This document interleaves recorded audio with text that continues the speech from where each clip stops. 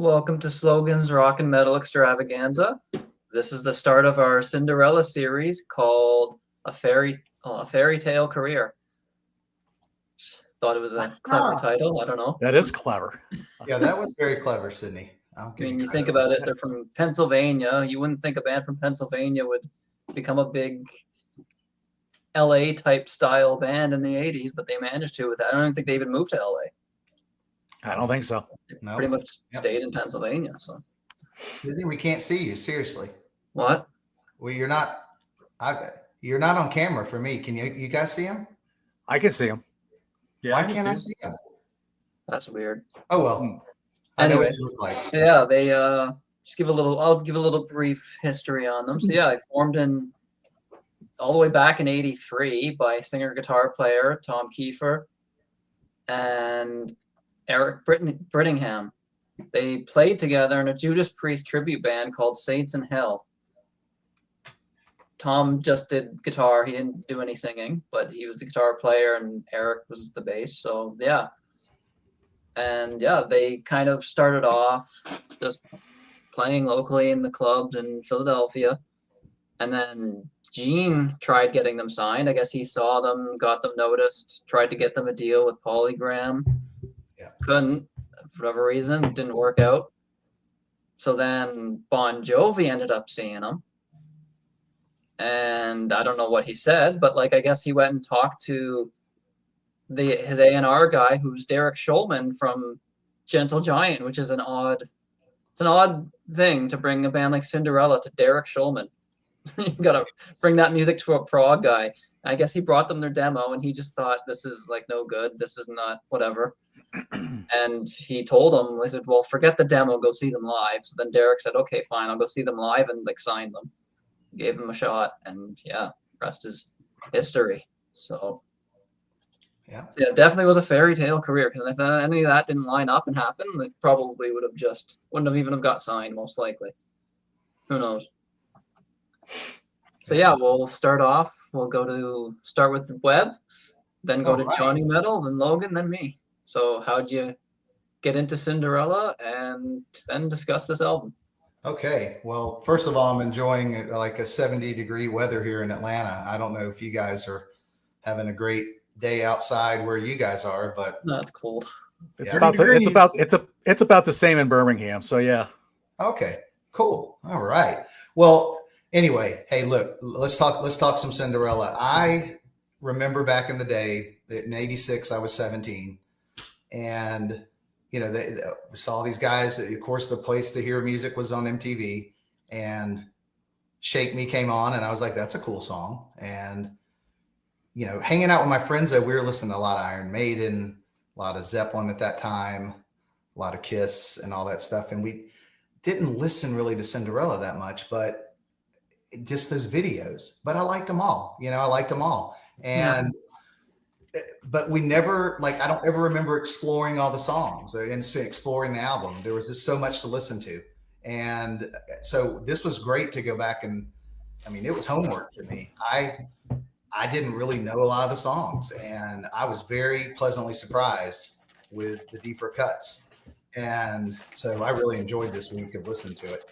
So, the stats say Night Songs was released in June 9th, '86, but then when I was scrolling down in the history, it said August. So I don't know which one's right, but it went platinum. It went triple platinum eventually in '91. It went double platinum, I think 9 months after it was released, after Nobody's Fool hit, and they just blew up.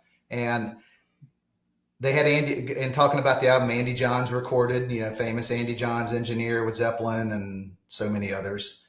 And I love the way this album sounds. It's well recorded. The guys played well. It's kind of has a gritty, crispy kind of sound.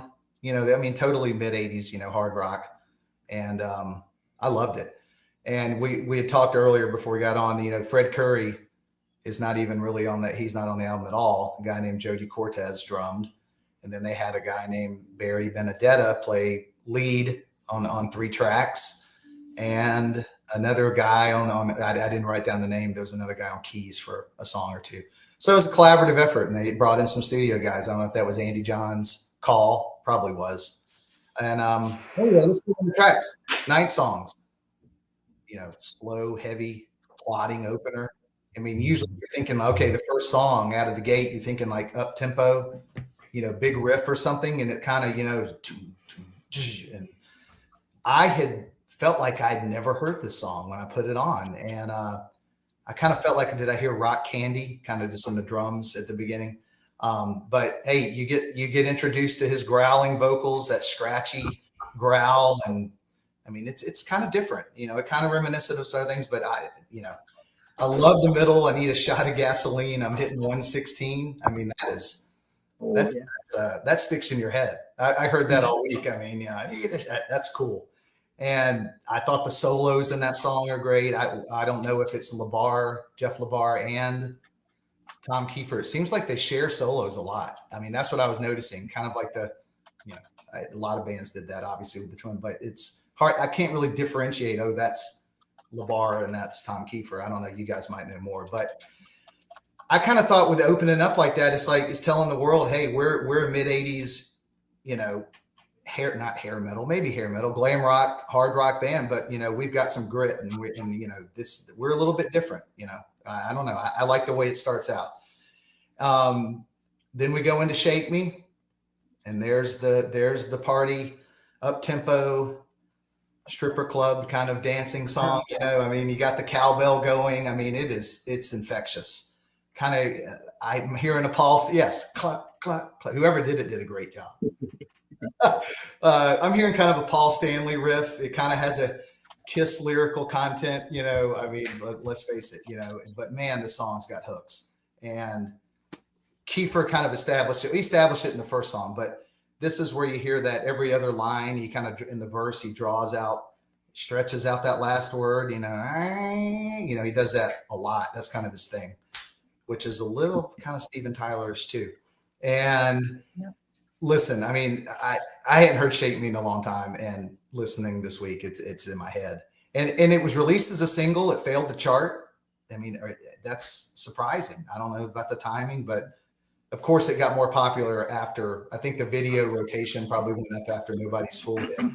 But you know what? I realized throughout the whole album, but when I went back and listened again, Cinderella has really good pre-choruses. Yeah. I love their pre-choruses going into, and man, they all of their choruses have a hook. I mean, Tom Kiefer could write a hook. I mean, that's one of the reasons it stuck. Yeah.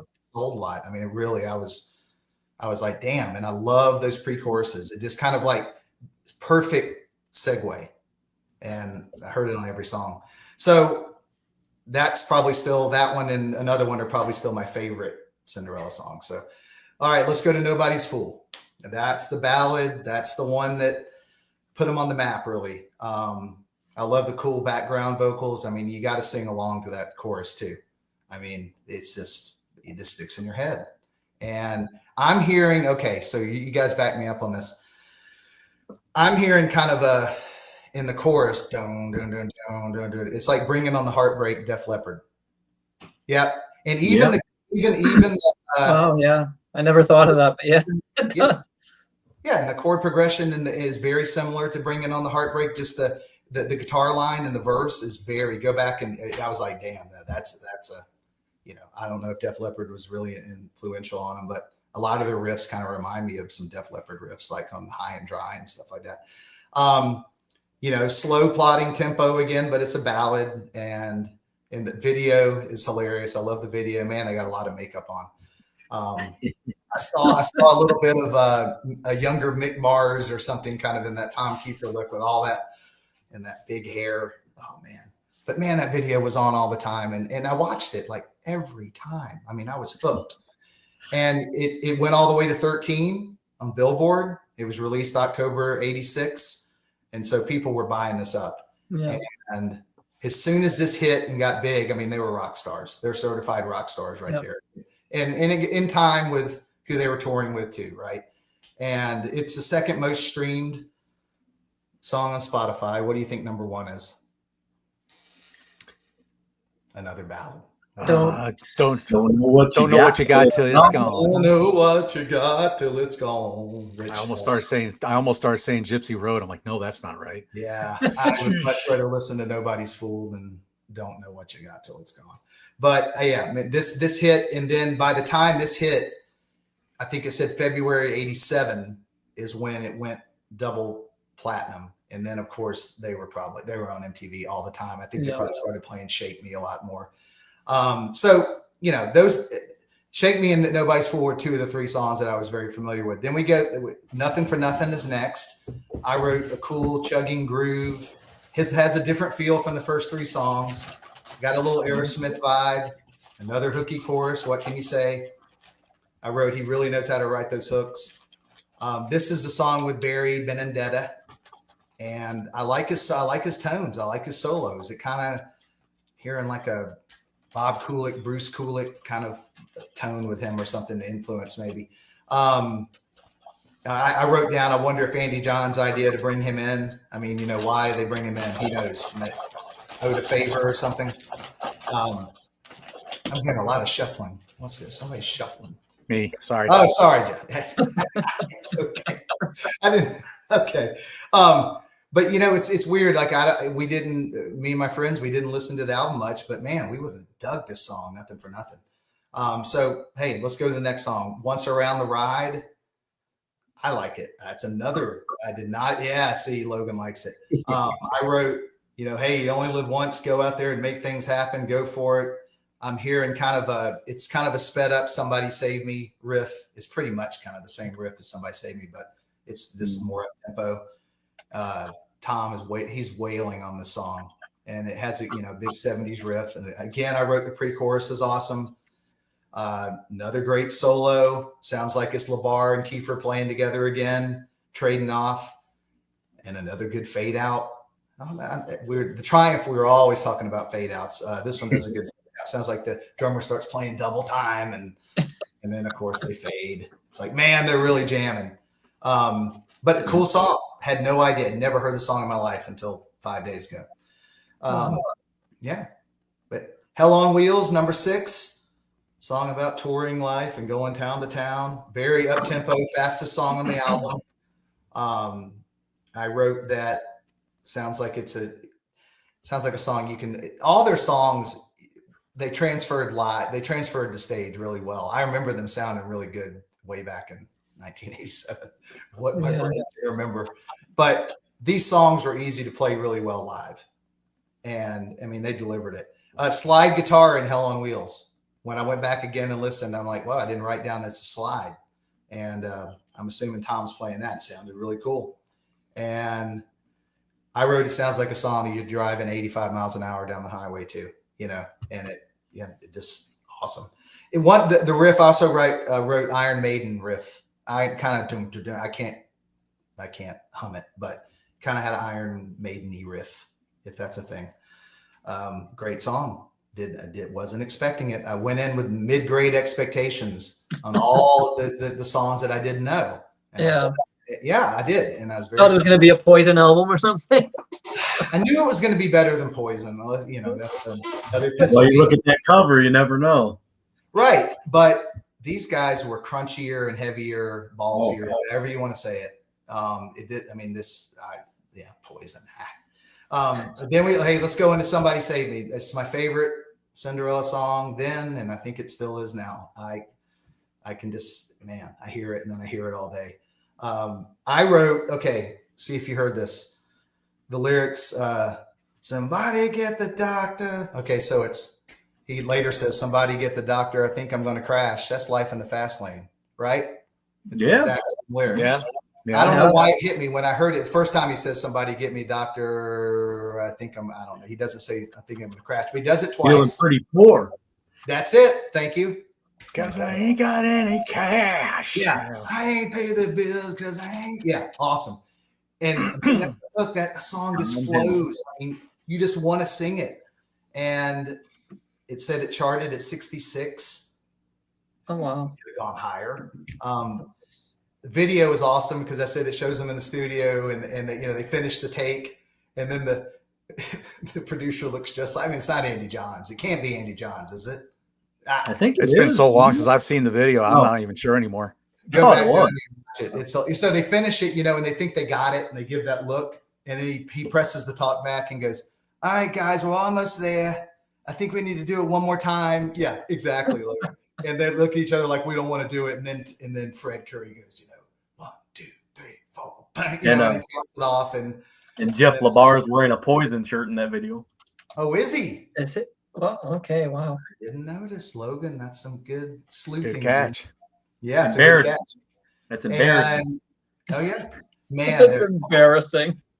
Fred Curry drums like it's weird. We'll go back and watch him. He's like, I don't know. It's. I used to laugh at it when I was playing drums myself back then. Something about the way he looks. I don't know. It made me chuckle. He does the Tom Kiefer thing again. Every other line he kind of stretches out, which is cool.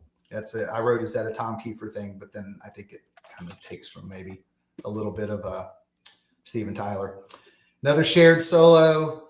Really liked it. And then I wrote down that I saw them open up in '87 for Bon Jovi. Ushered at the Omni in Atlanta.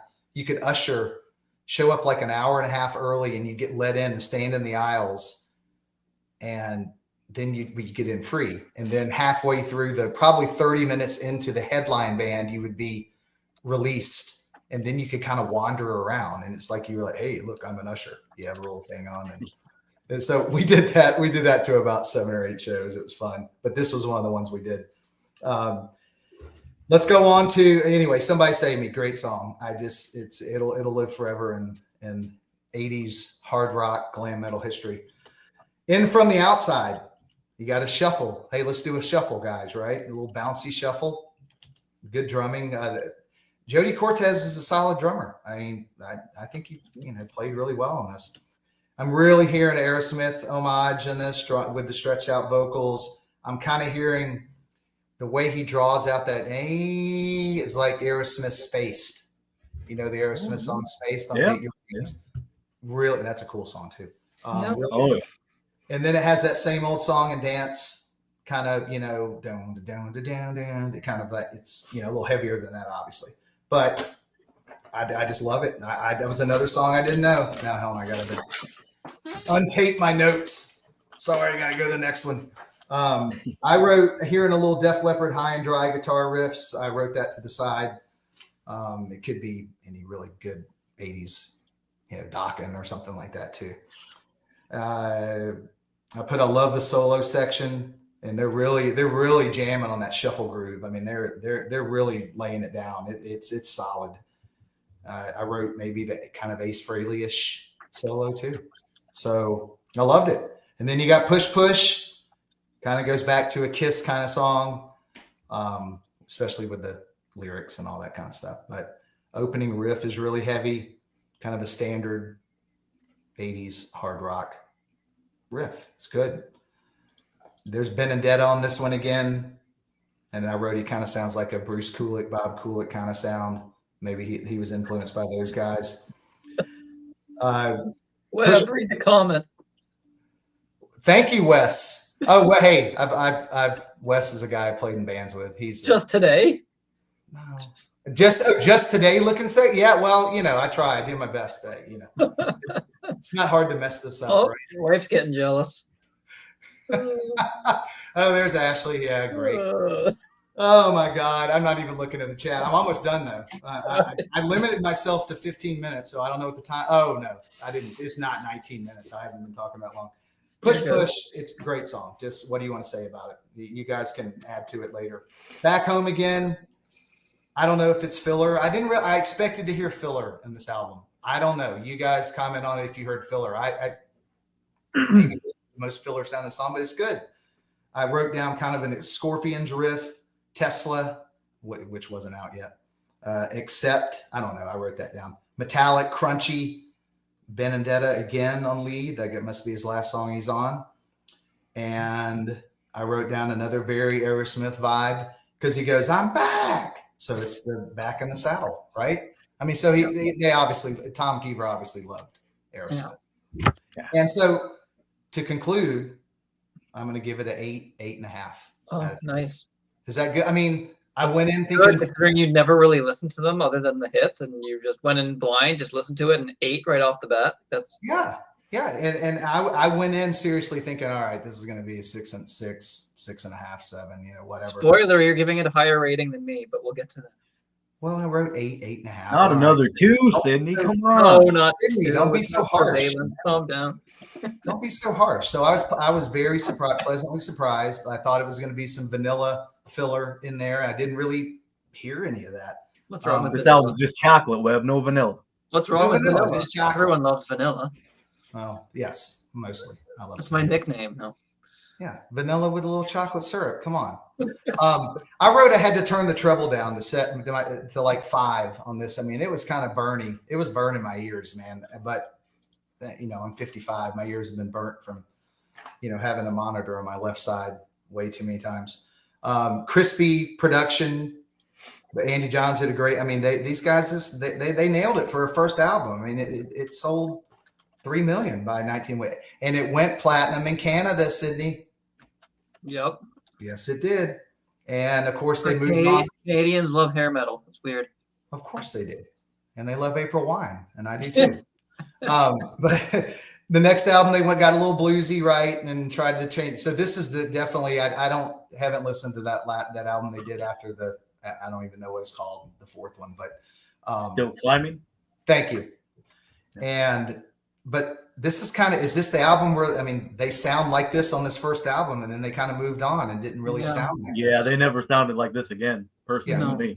Yeah, so there you go. A little bit on Still Climbing, but yeah. Yeah, there's a couple. Well, one song from Still Climbing's from around this time. I can't remember what song that is. Yeah. Well, hey, write it down, 8.5. We'll see if anybody else gives that. That's a high rating coming from this guy. So. Oh yeah, especially for a first time listen. That's yeah. All right. Well, so hey, I'm ready to sit back and listen to Johnny. Oh boy. Once around the ride to Johnny. Once around the yeah. Well, hey, Webb, I'm right there with you with the double nickels. So I know about the I know about being 55. So yeah. 55. Can you drive 55? It's hard. It gets harder. It gets harder and harder every day. But anyway, how I got into Cinderella, geez, where I was living at the time was in Salisbury, Maryland. So that's about 3 hours south of Philly. So you kind of got a little bit more notice about stuff like bands like that. Yeah. There was something about the Philly bands that just were different than the LA bands. You look at bands like Cinderella, like a Britney Fox, like Heaven's Edge, bands like that. There was just something different about them. In their sound. Bluesier. Yeah, there was a definite gritty, bluesier feel to it. So yeah, I mean, I got into this probably like a lot of people. I was always in music stores, so I was always, you hear the different songs like the Shake Me's, and then of course Nobody's Fool breaks loose, and hey, the OJs were good too, as long as you're not riding in a white Bronco. Okay, that joke went over everybody's head. Okay, yeah, I just got into them, and then I picked the album up. Night Songs. It's been a long time since I listened to this album. When I was listening to Night Songs, I was like, I never really picked up on this. Yes, Tom's got a very Brian Johnson vocal. Let's just get that out of the way. Okay. Right. Bands I heard a lot of influence of on this album. AC/DC, Aerosmith, Def Leppard, maybe a little bit of the Judas Priest, Rolling Stones, maybe a little bit of Fastway. Mm-hmm. I kind of got that little bluesy feel, rocking, with maybe some of the slower stuff.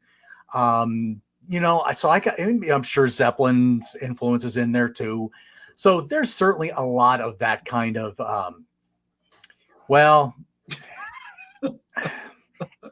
I mean, Brian Johnson's just not easy on the eyes to anybody. I mean, anybody could look better than Brian Johnson. But anyway, that's why he wears that. That's why he wears the hat all the time. So yeah. Anyway, yeah. So Night Songs, that opening, you kind of where you get that wind whirring and the bells, except aside from the guitar part where you get the slide intro, the whole intro with the drums and the guitar almost reminded me, For Those About to Rock We Salute You, a little bit. Yeah. Kind of had that feel to it. But here again, you get Tom's version of Brian Johnson, and just maybe a little more grittier spitting to that, in his delivery. I think the emotional slide stuff is really good in this song. I think it was even though it's a slower tempo song, I still think it was a pretty strong opening song. I always liked the song. Shake Me, the sex song. We made it once. She said, make me again. I mean, come on. I mean, yeah, Kiss, AC/DC, early Aerosmith, whatever you want to throw out there. That's what this was. Your Rolling Stones. Let's throw that possibility, that in there too. I'm sure there's a lot of Stones influence here. Good hard rock blues infused sex song. It's about the best way to call it. Nobody's Fool, the moody ballad. You got to have these on the albums by this point, apparently, because that's the only thing that's going to get really played heavily on the radio. You do get a nicer vocal from Tom here. You don't get that harsh vocal all the time. You do get a nice singing voice here. Kind of does a little bit of both, right? Yeah, he does a little bit of both on it. Still, the emotions with the song I thought was really good. The Mariah, you gotta love those shakers and Shake Me. Let's see, Nothing from Nothing, groovy rocker with the Barry Benedetta solo. You start hearing this kind of stuff a lot throughout the rest of the 80s by this point. Whether it's Cinderella or whether it's anybody else, you just start hearing a lot of these shuffly kind of songs in that kind of band. Once Around the Ride, I thought it was a good side closer. Good energetic song. I thought it was a good way to end the side. Yeah, flip it over and you get a good powerful song to start off with. Hell on Wheels. You get that slide guitar intro. Again,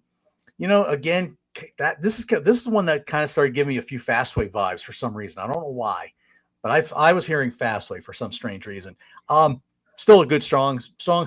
Somebody Save Me. I got a little bit of a Priest vibe here, maybe a little like Love Bites with the drums. It kind of had that feel. I thought it was another good song. I liked it. In From the Outside, again, that Aerosmithy, Fastway, Stonesy kind of shuffly song. Nice, tasty outro solo. Push, Push, you get another AC/DC like sex song. Nothing much more you can say about that. Back Home Again, I kind of like this one. I like this as the album closer. I thought it was a good driving song, especially when you get to that ending with and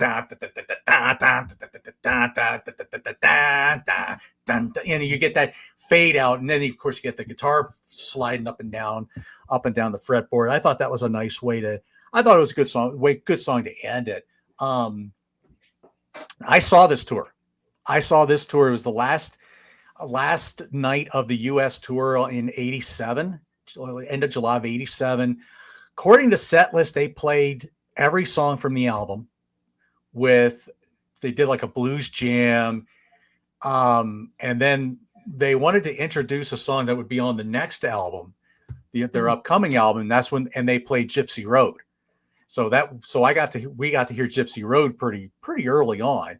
Nice. Setlist.com says they played Sweet Home Alabama and Traveling Band, which that's wrong. I know that's incorrect, because I remember hearing, because that's when they brought Ace out, because Ace Frehley opened up for him on that show.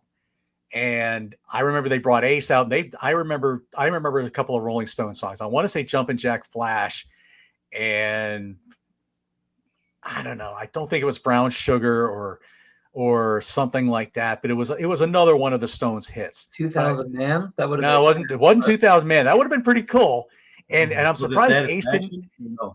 No, I don't know. No, it wasn't Satisfaction. I don't know if it was. It could have been Brown Sugar. It could have been. Who knows? I don't know what it could have been, but whatever it was. Cinderella, I've never probably heard right. of it. Yeah, probably right. Yeah, I remember Ace's set was fun because he was touring that first album, the Frehley's Comet, and I remember, he did some good songs from there. But the thing I remember the most about the Cinderella show, though, was Tom Kiefer was not having a good night that night. He kept doing the catch the guitar from the side stage thing, and he dropped it twice. Ouch. So he was not his hand-eye coordination was not doing too good that night. He was Partying with Ace too much. Maybe probably. maybe so, but another interesting thing, well, and I also remember Nobody's Fool sounded awful that night. Really? I don't know what it was. Like That's Eric, crazy because they're such a good live band usually. yeah, but for some reason, like Eric Brittingham was playing guitar on that instead of bass, and so there was like no bass, and Nick, I don't know. That's weird. something about it. It didn't sound that good that night for some reason. Might have been Ace. But no, Ace wasn't playing on that. Wasn't jamming on him on that one. Ace, I tell you. But another little fun fact. Now, of course, again, I'm living in Salisbury, Maryland at the time. Now, Salisbury is about 30 miles from the Atlantic Ocean, so we're pretty close to it's close to a resort town called Ocean City. So it's everybody goes to Ocean City in the summer. Eric Brittingham was actually from the Salisbury area. He actually grew up in a town about 20 miles east of Salisbury, closer to Ocean City. And another really cool thing was my girlfriend at the time. I got to know a lot of her classmates, and I got to be really good friends with some of them. And there was one girl that I got to be good friends with, and she was actually cousins with Eric Brittingham. Oh wow! So I think I don't think they were like really close cousins, maybe a little distant cousins, but they were still related, and that was kind of cool. But yeah, it was so it was kind of like a homecoming show for Eric that night. So yeah, that was Cool. so there you go. So that's my little spiel. I won't go into the next time I was supposed to see Cinderella, which would have been on the next tour, but Right. I won't go into that because it has nothing to do with this album. But Night Songs, I look at this, I listen to this again now, and I'm like, I would probably give this an 8. Nice. I still really enjoy this album. I've never really listened to them much after this one, but I did like this one. To answer you, Mark, I think so. Ouch. I can't remember. Again, I think it was That hurt the again, wallet when it hit the ground. this was like July 87. So my memory's a little fuzzy with that. The gray, I don't know if you can see it. I've got the gray in my beard, and somebody, Jake Knott from State Farm, coined the Johnny Metal the gray, because apparently gray brings wisdom. Well, it's course John it is. Clauser, so it could be John Claus, like Santa Claus. So That too. I got called Santa Clauser in school, so Santa that's not Clauser? surprising. Hey. Yeah, I got called Santa Clauser in school. So, nice. but yeah, there you go. But yeah, it could have been the Black Les Paul, Mark. I don't know. I can't remember because again, we're talking to like 37, 38 years ago. So I barely remember what I did this morning, let alone then. So How much would that? How much was a Like- Les Paul? How much was a Les Paul? from that back time? then, Crazy. Yeah. jeez. Nice. I can't remember, but I know I had 8th row seats for the show, and we were like dead center in the stage now. And this was the other thing, kids. We had to stand in line at the box office to get tickets. Yep. There Not was like, no I such got my phone. Okay, there was done. no such thing as a Ticketmaster app in 1987. So No, that's fun to me. To me, that's fun. That makes it an event instead of just one. yeah, person. you stand out. You get out there early in the morning and just stand out hang out with a bunch of people, and you get the ticket and get your You talk tickets. to Which people. I think I still have the I think I still have the ticket stub where I can't remember how much I paid, but I want to say it was maybe, I don't know, $12.50, $20, Yep. something Yeah. like Well, it's that. probably because It wasn't, there's it a wasn't lot very back then. expensive. It wasn't very expensive, but I need to figure out, yeah, I need to figure out if I still have that stub yet. But anyway, Yeah. Nice. Today, There you like, go. people me and Logan's All age, right, Johnny. if you were to tell people me and Logan's age that, for the most part, they'd be like, "That's stupid. Why would I want to line up? I could just go on my phone." It's like they don't appreciate the whole no, event no. of a concert. Sydney, Sydney and Logan, we used to camp out. We would ride around all night, Oh, yeah. literally, and then Oh, yeah. literally stay and drive around. I can't believe we never got arrested. I mean, it's amazing. You could go And to they- a concert every day if you really wanted to. Try doing that now, you'll be broke. Yeah. Unless Oh, you're yeah. showing And big seeing the cover cool bands in the clubs. Even those bands are like $20 now. Yeah. And the cool thing for me was I only lived about a mile from the venue because Yeah. you know Salisbury's not that big of a town, so you didn't get a lot of these kind of concerts there. Yeah. You know, so it was very cool to be able to, you know, get up early in the morning, hop on down to the venue, stay in a line, and there you go. Oh yeah. Get some You get good people got some paying good seats. People paying like $500 for a concert now, and it's like it's a once in a lifetime experience. A concert shouldn't be just a once in a lifetime. You should be able to go see any band anytime that comes around. Those $500 is probably for the nosebleeds. Crazy, yeah, Yeah. it's ridiculous. Yeah. Yeah. People getting Concerts it as, like, are a different Christmas thing gift than they and were then. Yeah. All right, we're gonna push over to Logan. All right, here. I'm going to read a little line from the Kiefer book of poetry here. All right. Uh-oh. Oh, Working boy. this job, paying the bills, sick and tired of rat race, taking my thrills, kicking down the road, not a dollar in my pocket. Nighttime falls, I'm ready to rock it. Yes. But night songs. Only thing I wanted to say before I start getting into the songs, because Webb already got all the charts and everything out of the way, which is cool. I wanted to say our friend here, Mr. Martin Popoff, described the songs on this album as heavier than one might expect, but safe, shallow, and watery like a kiddie pool. That sounds like Martin. Love Martin. Love What's Martin. Martin like? Not Cinderella. I love Blue Martin too. Oyster Cult Mirrors. He loves Mirrors by Blue Oyster. Yeah, well, he loves, yeah. Yeah. All right, so I'll get into the songs, I guess. Kickoff song to the band's career, you know, the title track. What a way to start. Some cool wind sounds start the track before the band bursts in with some epic power chords. Then that eerie slide guitar part comes in with the rhythm guitar playing the parts of the chorus already. Then you hear Mr. Kiefer for the first time, and what a presence vocally this guy is. Yeah, I said I'm sure picking this album up back in the day and seeing that cover, you would totally didn't expect this to come out of your speakers when you put it on, unless you already knew, you know, which, like Johnny said, people already knew Shake Me and stuff. But yeah, just a really heavy and gritty punch into the album, you know. Great song to start the album out. Sets up the rest of the album really well. And then we get to Shake Me, one of the singles. Starts with that awesome drum cadence, which Fred Coury is not doing there. But yeah, then get that nice stop-start rocking riff. Tom's vocals fit perfectly with the hard rocking music on the song. Great memorable chorus to boot. The song is one of the iconic tracks from the mid-'80s is what I wrote down. Love that breakdown section in the middle section before the band busts through into that chorus one more time. I love the music videos here. I'm going to talk about the music videos a little bit. Introduction of the stepsisters who think they're going to the Cinderella concert, but little do they know Cinderella is going to the Cinderella concert via a magic poster. Which that happened a lot in Oh boy. videos. Yeah, a lot of the 80s music videos, something would happen with the teenager and they couldn't go out and the poster on the wall would come to life. But yeah. They one up Twisted Sister on that one.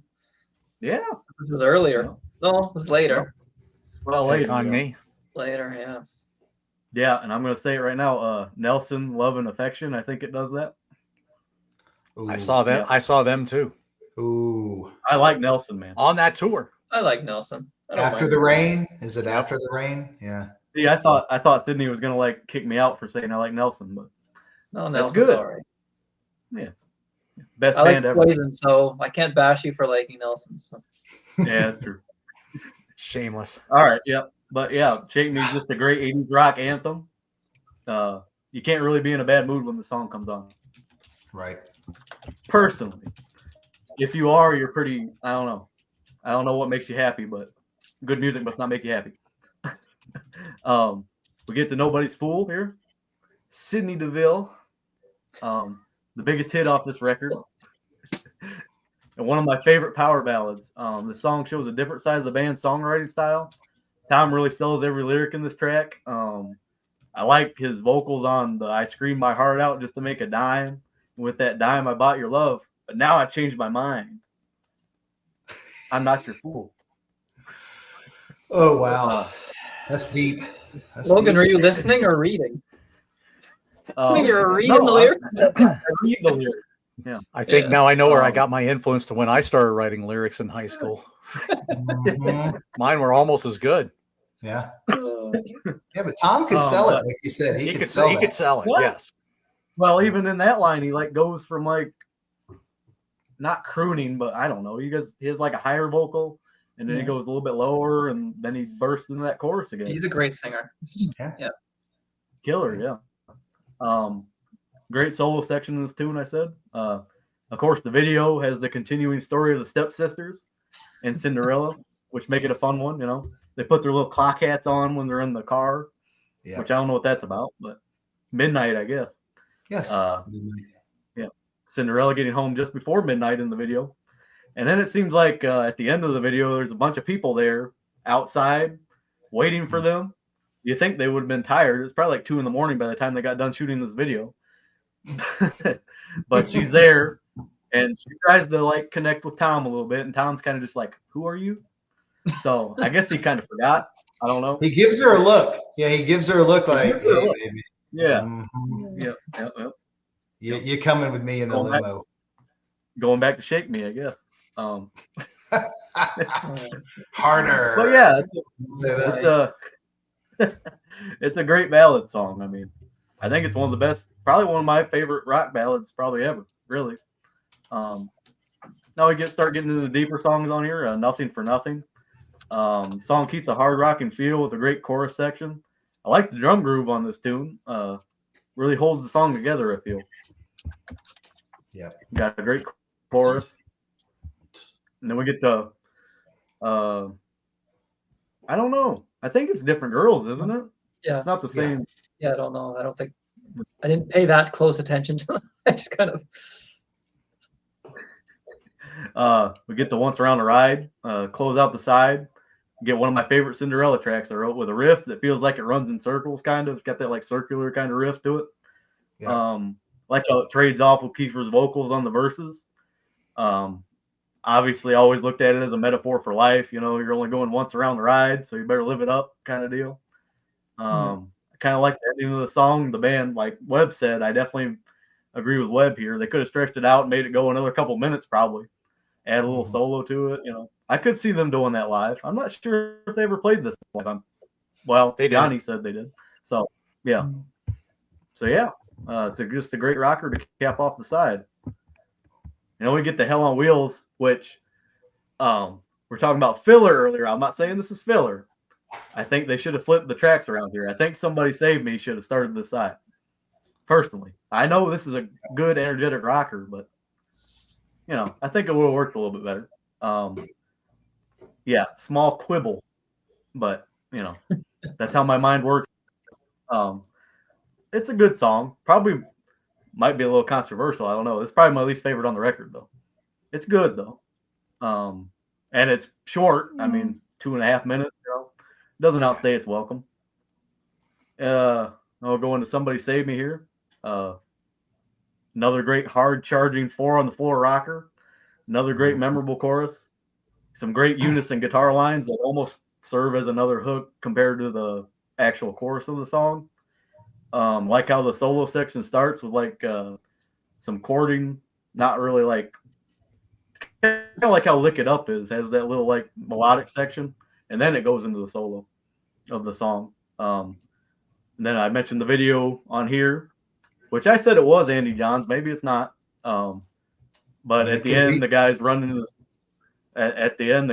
the stepsisters outside the studio, and they think they're happy to see them, but little do they know, Mr. Bon Jovi is behind them, and the girls run to them instead. What is up with that? And Richie Sambora. Richie's there too. Richie there too, yeah. I have to go back and watch those videos. You obviously watched them too. That's wow. Oh yeah, I made notes about it. I love them videos. I mean, they're goofy, but yeah, I think that was probably one of the 80s, first. right? Yeah, I think that's one of the first videos they made, like a VHS package of the videos for this album all together, and you could buy it. That's kind of Girls cool. made a wrong turn. Yeah, they did. They wanted Bon Jovi to lay his hands on them. Oh God. Oh Lord. All right, Made them run away. Yep, they made him run away. I can't make any more Bon Jovi puns. Logan is living on a prayer with these jokes, so we'll let him. They had the keep on hots for going. Bon Jovi. They were 787. What was that? 7,800 Fahrenheit. Yeah, they were 7,800 degrees Fahrenheit. They were so hot. For them. It's all bad You guys medicine already from know. here, Logan. Just keep going. Oh You God. guys are already going past my Bon Jovi knowledge, so Let's Yeah. stay away. Stay away. Were they slippery when wet? Oh. I almost went there, Sydney, and then you had to do it. You Was had the to do it. was it filmed in New Jersey? I don't know. That was just reaching. all I know is have a nice day with a smiley face. All right. Not really, Let's leave it but we'll go to In From the Outside. I think if any song from this album is a precursor to what the band is going to turn into after this album, I'd say this is the one. Saw Cinderella a few decades ago on a show with Extreme and David Lee Roth. They were loud. I had to stuff napkins in Interesting my ears. Extreme and David Lee Roth, considering he got the Gary Sharon and Van Halen thing. That's interesting. Wonder if he told him, "I'm going to be in the band you used to be in." Dave gave Gary Sharon Eddie Van Halen's number. But yeah, In From the Outside, just a bluesy shuffle feel like Webb was talking about. Love the energy the band gives on this track. We'll get the push. Yet another great blues type riff on this song. I think this one kind of took the longest time for me to really start liking. And I'm a big Kiss guy, and I wrote down, I'm not crazy about this chorus. I don't know what that's about. Push. What's so not to like? You just sing it over and over. Yeah, again. and I like Kiss. Push. I like Kiss. I really have no excuse to not like this, I guess. But You had to be 16 and 17 in the 80s. Yes, you did. It's the song that every doctor sang to the expected. Isn't there? Okay, this is bad. But about CPR. Yeah. Logan, I would interrupt for. Isn't there a push in the bush? Isn't there like some song that says push? Brett played that on one of his listening parties. Yeah, and wasn't it DC one of was the there with disco him. parties with DC, wasn't it? Yeah, DC's here. they played that push in the. Beating There you around the go. There's a mashup. Someone's got to do that on YouTube. Take those two songs. Oh my God. beating around the bush, maybe. I don't know, but Okay, there you go. Yeah. That's a good Oh one. boy. Sorry, Logan. You're good, man. You're fine. bring it back It's only home again. 350. We got time. Oh, yeah. There we go, DC. Yes, it is a disco song. Yes, DC's got it. I mentioned Eric's bass lines are pretty prominent in that song. And it is one of the songs that Barry played on, right? I like the solo Mhm. on there. Yes. Nice, short, and to the point solo. It's a good rock tune, I think. And I really like Back Home Again. I don't see it as filler. Kind of like Cinderella's answer to a road song, Coming Home Again, Kiss Coming Home, that kind of thing. Love that heavy, aggressive riff on this track that slowly fades in with that classic, I think it's probably E power chord chugging. Has some of Tom's best vocals, I think. Got great, memorable guitar lines. That chorus is just awesome. Another great solo that uses some unison lines and tapping to really differ from some of the earlier solos on the album. Probably might be my favorite solo on the record. I really like how it goes like it sounds like the song is just going to keep going, kind of like how Johnny Metal was talking about. Maybe you'd have to pick up the needle to get it to stop doing the eighth notes there. Well, it does yeah. fade out. Yeah, no, yeah, but I could see them doing that trick, you know. It's good. It's a killer tune, I think. We got a good Keep DC. going, Oh, keep boy. going. Don't have to read it. Keep going. I was reading it. I got to read DC stories. DC stories are classic. You got to read them. Yeah, Yes. he's probably said that one on Grant's channel before. Oh God. We need DC. We need another picture from you back in the day. Remember you showed one off that one time? We need another one. But I'll cap it off here. This band really, I think they improved upon this debut personally. Not taking anything away from this album, but to me, there's some stuff that kind of verges on sounding a lot like the other tracks. They're kind of similar, which isn't a bad thing. Yeah. I wouldn't say there's any filler personally. I mean, like I said about Hell on Wheels, it's okay to me. But I think they really knocked it out of the park for what they were doing. Great musicianship, great songwriting, great music all around. I just feel like they took what made this record so good and kind of went a different direction, which is really different for bands of this time. I mean, Cinderella is really the only one I can think of that kind of had that drastic of a shift compared to this album to the second one. It's pretty different. I mean, and I agree with Webb. I gave it an 8.5 out of 10. Yes. Wow. 8. Damn it. Why am I going to be the one? Why am I the bad guy on my own show? Okay, Sydney, give it a 4. Contrarian. Give it a 4. 4. No. Come on. Sydney's contrarian on his own show. Yeah. I'm calling this the Contrarians. I'm getting sued. No. What say you, sir? So yeah. Okay. So yeah, little backstory. Okay, no one stole my thunder. I kind of wanted to mention it. I didn't even know this till today. I was watching this little fact thing about Cinderella that it was some documentary. I guess the guy knew them or something, but yeah, it does like rock history on bands and stuff. So yeah, so gotta love that album cover. So apparently the band had a different idea for an album cover. It was supposed to say "Night Songs" on a broken piece of glass that was sitting in water. Weird, but yeah. Oof. And then with this, they said it's called Night Songs. This was filmed in the daytime, and Tom was like, "Well, that doesn't make sense. How is this? It's called Night Songs. It's got to be nighttime." And he said, "Well, the photographer was like, I filmed day for night." And Tom's like, "Well, what the hell does that mean?" He's like, "But I liked the guy, so I trusted him, and he was right because it does look like it was night. It was filmed in the daytime in a hall in an alleyway." Yes. I was gonna say, and I think that's Mark Weiss that did Yes, the that's the photography. name. Yes. Yeah. So that's an interesting fact about that it was actually filmed in the daytime. Yeah. So anyways, to get to the songs, yeah, I wrote down here. I got so Night Songs starts off the album strong, some great slide guitar throughout, which gives it a really dark feeling. It does. It's like Webb said, you would think you would come out with like this fast, high energy song. It's heavy, but it's more dark heavy. But it's a really cool sounding song. I could picture it almost being played like in a horror movie in a dark alley. And then it would have been appropriate for 80s horror movies. Especially that guitar solo. It has like a little horror vibe it's just got the whole solo has like a horror vibe to it. And then because of Tom's voice, total Brian Johnson. A little bit better of a singer though, I would still say. Like he is screaming, but it's right out of the Brian Johnson playbook. So I would kind of call the song like dark AC/DC. Well, I love AC/DC, but I'd say Tom has a little more diversity in his vocals. Got more. Well, that's not true. You got to listen to the old Brian stuff before AC/DC, but that's a whole.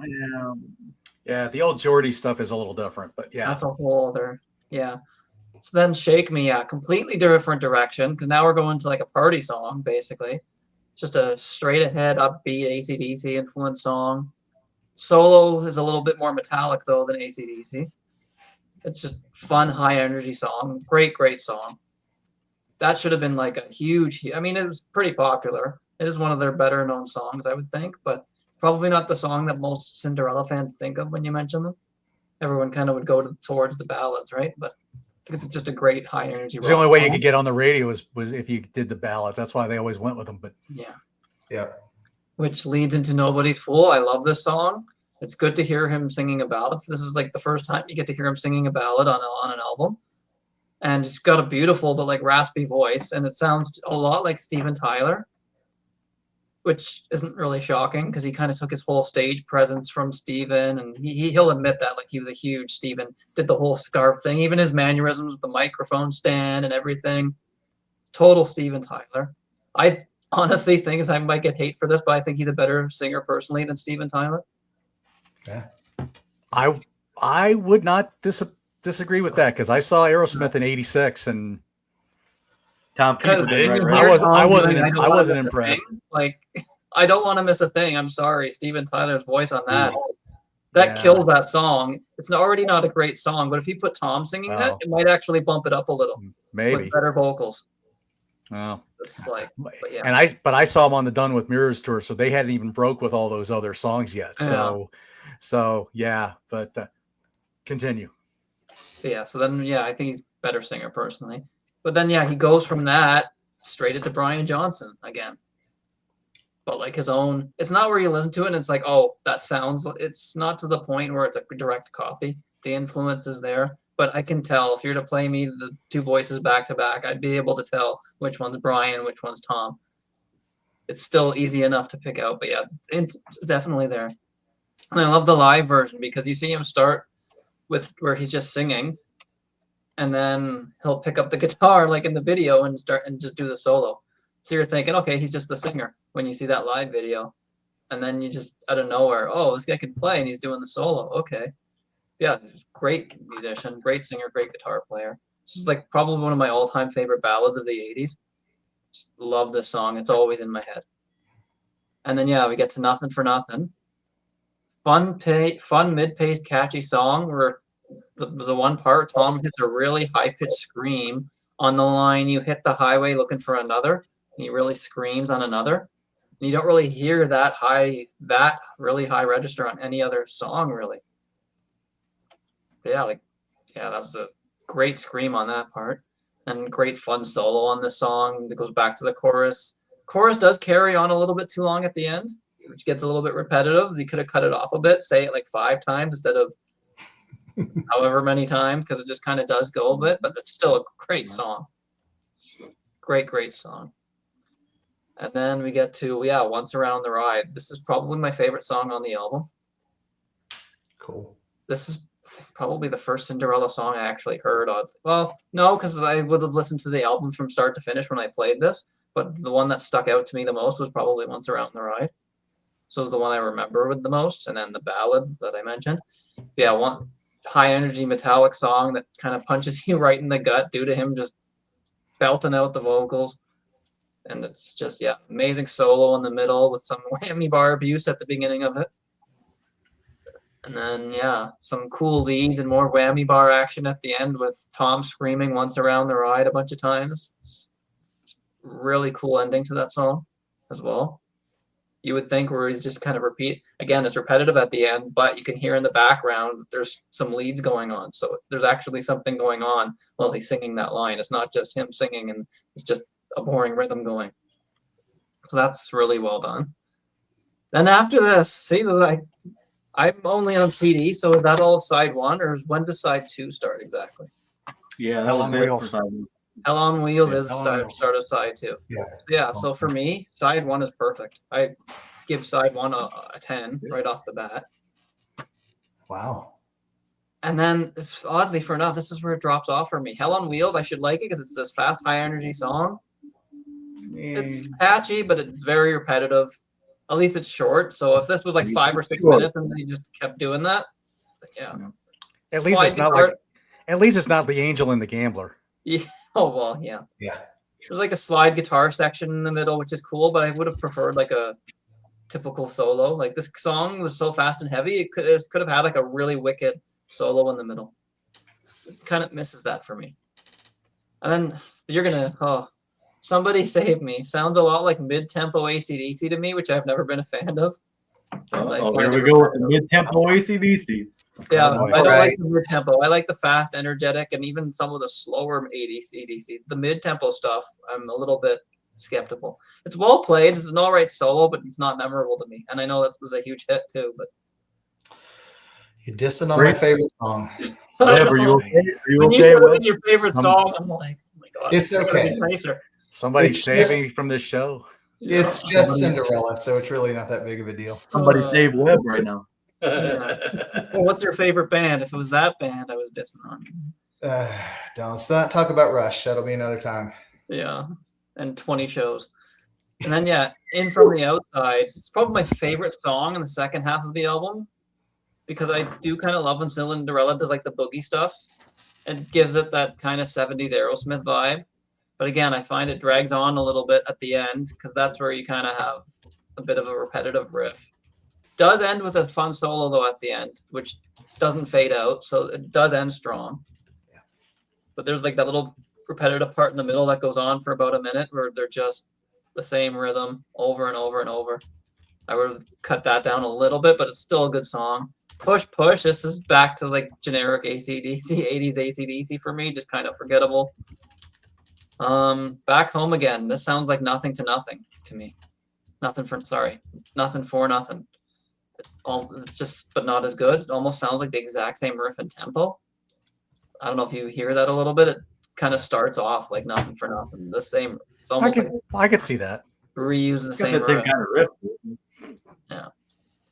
And then I feel like I've heard the song already earlier, but Nothing for Nothing I think is a better song. On its own, it's fine, but when listening to the album and it closes with that, and it's something that you've kind of heard earlier, it's like, okay, well, it's a weird song to end on for me, but it's well played, just too much of the same with that one.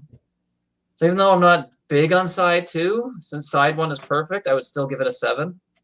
Like it would be a 10 if side 2 matched side 1. So 7, 8.5. he's doing the math. But great album for a debut. Not a bad album at all. Cool. Yeah. Sydney So- Logan, good job. John. Good stuff. Yes. It wasn't that bad. What were you expecting? Like a 4 or 5? Like Well, I you were, want my CD back. Yeah. well, you were talking. I mean, I thought you were going to say give it like a 6, maybe because you were saying the second. I don't know, but No. Well, I would. You I rated would it so agree with high, Sydney. right? 8.5. So I was like, well, I would agree with Sydney about side 1 being stronger, but yeah, Yeah, I would agree with that. I agree. I Yeah. completely agree with you could that. have switched the songs around a bit, or like, yeah, front load the whole side like that. It's crazy because this first side is so strong. You would think you would want to keep going.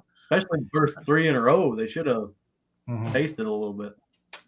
Yeah. And listening to the album really for the first time, when you said it does have a sound. I mean, it has a vibe through the whole. It almost does sometimes. Say, I've heard this song, I've heard this, but it's just damn good. So it didn't annoy me like I thought it would. Like so they had a vibe Thanks going. for- Thanks for taking a chance on the album, Web. That's cool. Oh man. yeah, of course. No, I listen. I love going back to older stuff and realizing and wondering why I didn't listen to it back in the day. So So we're Yeah. gonna keep with the trivia theme from the Triumph series. So I was thinking of asking a question based off something I said earlier, but there wasn't enough people here yet, so that's not really fair. I think I'll try to ask something where there was more people here. So it's based off of something that Johnny Metal said. No one gets it. I'll Oh. pick something else that he said.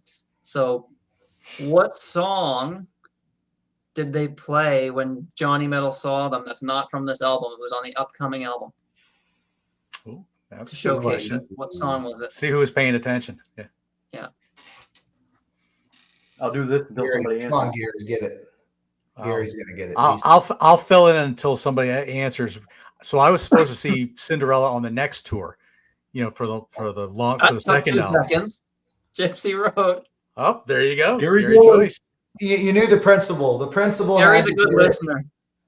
Way to go, Gary. There That's you go. for picks. My Well, original Rosie. one was going to be what band what was Tom Kiefer's band called when he was in a Judas Priest tribute band? But that was right at the beginning and there wasn't enough people. So I'm like, well, giving like 2 people the chance to get it. So Yeah. I wonder if they played Saints in Hell, if they were called Saints in Hell. yeah, that would have been interesting. Yeah. I'm trying to picture. Oh, Tom didn't do vocals. That would have been cool to hear Tom do Halford. Hear him do any Priest really would be cool. So what is Gary gonna want to do? Gary's So gonna Gary, be. what are you picking? He's picking Gary, the second what- Narnia album. No, He's Oh, mulling Gary, over. that's Ken White. that's Ken. I know it's Ken.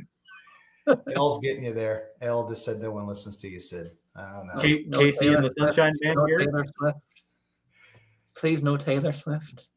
Gary's thinking, he's like, okay, because he knows so many cool albums. So he's got it. What can you do? We're anxiously awaiting. Dawkins under lock and key. There Rockin' you with go. Ah. Nice. Gary, I picked that as my Yeah. one of my favorite songs from like 1986 on one of Grant's episodes. So, yeah. Well, yeah, Tooth and Nail arguably is better, but yes, that is a great record.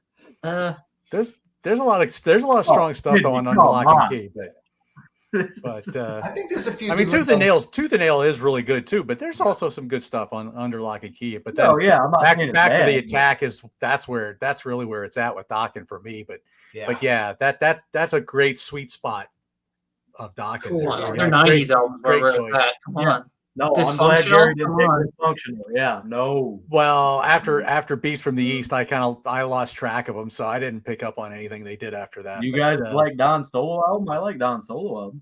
yeah, I think I had the first one, but Is he singing on it? the one I had, I don't remember. I Right, only but listened to it solo. once, He and that could- was he could 25, still 20, sing 30 that. years ago. So See, look at Gary said I deliberately Yeah. didn't pick Tooth, but I'm gonna get this out of the way. I don't think I've ever actually sat down and fully listened to a Dawkins album. Tooth and Nail. Come on, I Sid. don't own Sydney. Tooth and Nail. I own Under Lock and Key, and what I would do, I would Sydney- take Sydney CDs, owns your I would skip responsibilities. through it to find a highlight song, and then burn that one song onto like a mixed CD. Yeah. So Dawkins, one of those bands I just never got around to sit down and listening to everything. So this will actually be fun. So I'm Sydney, glad put he picked on, that. put And I on know it's music I headphones. would like. I think I've listened to the first album because I always start with the first album with bands. That's just how I tend to do it. So, that's a Started- good, and that's always a good way of doing it, really. so without warning, put headphones on and without warning, fade in on Tooth Into and Tooth Nail. and Nail? That is so badass. Oh, first one's Breaking the Chains, right? Because that's the first one I listened to. Breaking, Yes. yeah. I thought that was decent. yes, with the great Ted Nugent song "Felony" on it. Oh. Hmm. Breaking the chains. Hey, all right. That'll be fun though. Okay, so perfect. Dock and Underlock. So how many of you guys are down for that? Webb's like, I'm signing up. I mean, I'm not down for the Cinderella album, but I would definitely. No, for Under Lock and Key. Yeah, I mean, I would talk about Under Lock and Key. Yeah. That'd be homework for me again too, because I probably only know. Fairly long album, isn't it? Yeah, I think it is. No, what's the one with Mr. Scary? That's a long album. That's back for the That's attack. right. 90 Yeah, minutes. That one, yeah, that That's- was long. That one has Yeah. like 15 songs on it. Yeah, it's long, too long. I Yeah. think Under Lock Yeah. and Key's probably 40, 45. maybe. About 43 minutes. Okay. So yeah, that'll be fun. Nice Yeah, it'll be songs. great. So you guys can come back. We'll try to set that up Yeah. for. Yeah. Okay. So it would be What's- next week, Saturday at 3 or whatever time we get to Oh, talking about it, because it's the second album. So yeah, if you guys want Thanks, to, Hell. Hell's saying some nice things. there you go. Webb and Johnny are great guests. Yes, all our guests are great. Thank you, Al. Yes, they are. Would you guys want Webb? Would you want to announce you're going to be on Grant's show, right? Would you Yep. want to talk about that? a Yeah, little bit? it's not until it's a ways away. It's the March 11th, so we got time. You know, he's Okay. busy. I mean, I think he's sick too right now, so I hope he gets better. But yeah, we're talking Sweet, and I Sweet. think Parish of Rock is going to be on there, and me, and then somebody else I don't recognize in the archaic email that we're doing. Hey, look, sorry, I'm not on Facebook. I'm not. It's all email for me. But no, I love Sweet, so that's going to be fun to talk Sweet. I think we're doing top 5 albums, but you know, you got the UK version and the US version. It's kind of a Yeah. mess, but I already know you're picking the debut, aren't you? You like Tom Turnaround. yeah, Little Willie's my favorite song by them. So no, Little Willie rule. The death metal song. So yeah, that's going to be fun, but that's a ways away. So, but man, that's going to be So, fun to be on with Grant. That'll be a lot of fun. Great Yeah, work. give us a wink. Gary knows that. Yeah. That's a great album. Yeah, so Off the that, record. check out that. So stay tuned for that. Yeah, go to Grant's channel. You'll see Web on there. Is it going to be live in March, or is he recording it in March and then airing it later? I think Grant said he's going to make that decision the day of. That's Grant, or the day before. So Okay. he loves live stuff. So I'm sure it'll be live. Oh, Well, boy. when we did the top 5 Steve Vai albums, that was that was recorded. Yes, it was. I saw that. That was a good one. Yeah. Oh yeah, I you gotta just never say, know. I'm glad. Didn't you have that in Violate in your top 5? I think a couple of us did. That's a great record, man. I Oh, love it's that album. Fantastic album. Yeah. Fantastic. The album. Hydra. Oh, DC says sweet. Watching that thing live is just watching him do that live was amazing. Huh. So, even the little video he did. That's cool. Yeah, Johnny, you have check anything out you want to Johnny plug? Metal's channel, My Music Corner as well. Sorry. Yep. Yeah. Not much. What's- The corner's been a little quiet. I think I've only got Mortification Monday. So Mortification's an Australian Jesus metal band. So that probably turns everybody off right away. But Jesus Metal.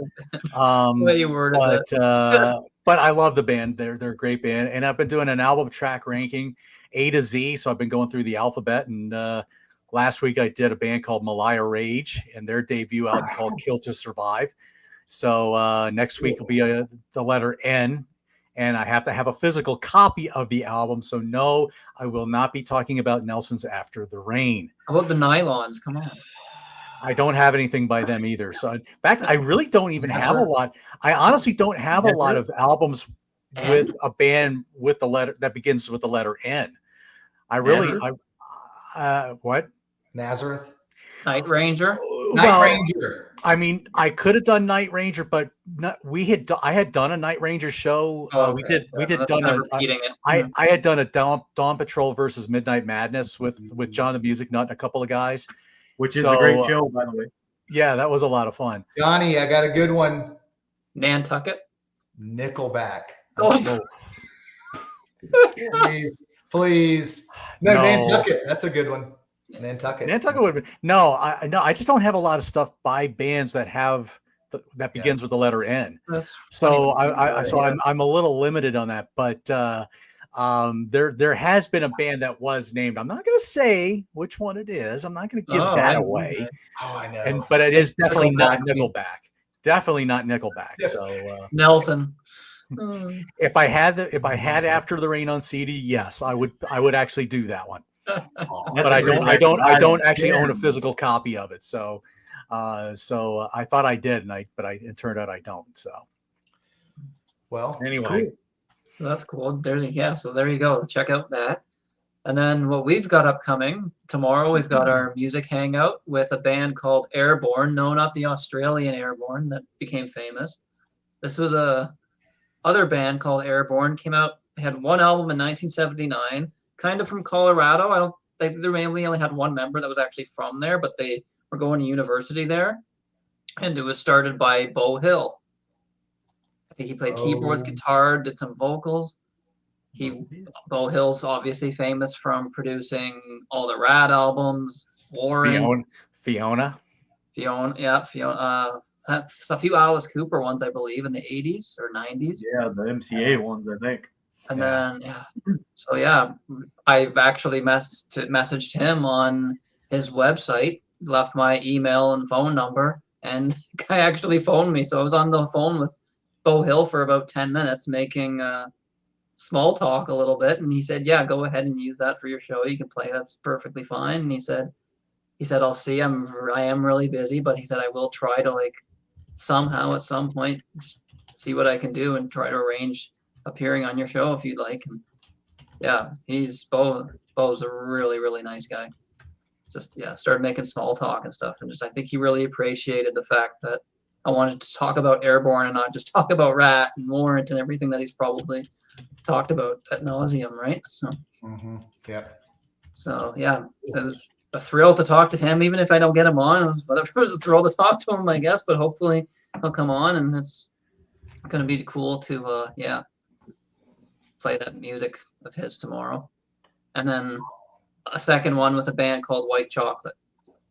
Airborne White Chocolate, as Logan likes to call it. They're kind of I like love a that. funk rock band. The bass player ended up in the Joe Perry Project. So it's Cool. from like 1973. So yeah, it's an older album as well. So yeah, we'll be playing those back to back, starting off with Airborne and then getting into White Chocolate. So, and then yeah, we'll see what goes on after that. And then so yeah, next week we'll have the second album of Cinderella. Logan is White Chocolate. Oh boy. Yeah. I'm I agree. Airborne. I am not going to say the jokes that are in my head. I am going to. Yes. Oh, there's Davey Cretin. There's Davey Cretin. Yeah. Davey, just in time for the The sign man, off. the myth, the legend.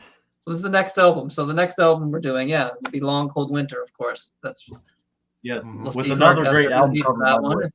Webb, you're I know Johnny doesn't want to do that one. I guess not crazy about that album. I just lost it after nights Yeah. after seeing the concert. I just kind of lost it with him, so I just never Oh, paid okay. attention to it. I can tell you I've never listened to that album. Oh, okay. I only know the two songs, the Wow. two singles, and that's it. That's all I Yeah. know from the album.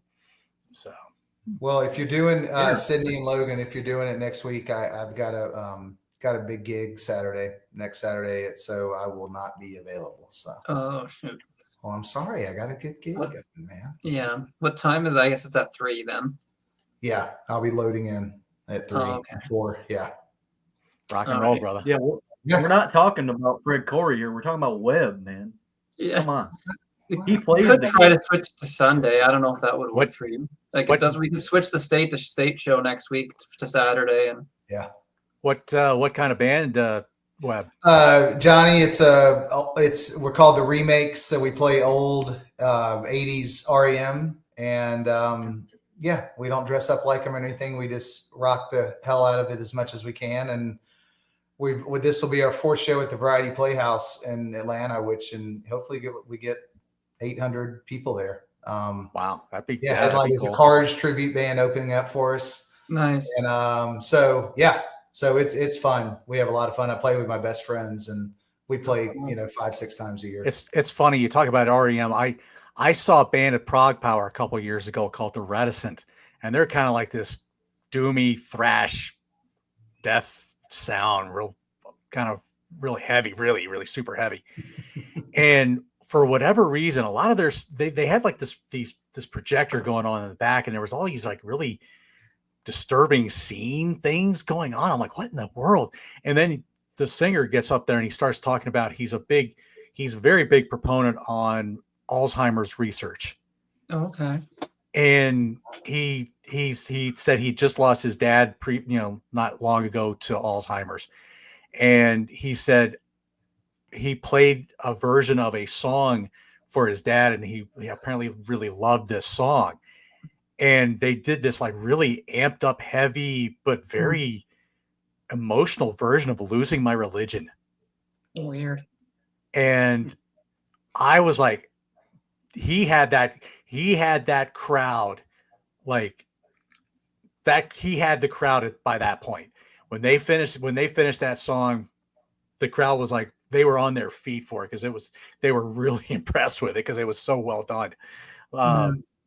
Good. It was a great version. I don't know if I could hear the song the same way, tying it in with like an Alzheimer's thing, but it was really powerful. I got to give it that. And that was over at where they do Prague Power over there at Center Stage.